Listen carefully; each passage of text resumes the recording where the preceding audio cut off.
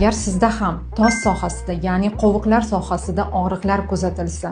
ayniqsa zinapoyalardan ko'tarilganda bu og'riqlar yana ham pastga tortuvchi bo'lsa va kuchayib borsa, kechasi yotganingizda bir holatdan ikkinchi holatga aylanib o'girilish sizga qiyinchilik tug'dirsa hamda og'riqlar kuzatilsa, bundan tashqari ko'p tikka turganingizda, ko'p bitta nuqtada o'tirganingizda tos sohasida pastga tortuvchi og'riqlar bo'lsa, yotgan joyingizdan o'tirganda yoki o'tirgan joyingizdan turganda tos qismingizda suyaklarda g'irchillash, qarsillash kabi tovushlar eshitilsa, yurish paytida, ya'ni sayr paytida ham oyoqlar orasida tortishish bo'lsa, bel qismidan oyoqlarga qarab tortishib og'riq kuchayib borsa, e'tiborli bo'ling. Demak, sizda ham ko'pchilikda uchraydigan simfizit belgisi mavjud. Afsuski, simfizit erta davrlarda oldi olinmasa yoki chora ko'rilmasa, homiladorlikning 7-9 oyiga borib juda ham kuchayib ketishi, hattoki og'ir darajalargacha yetishi mumkin.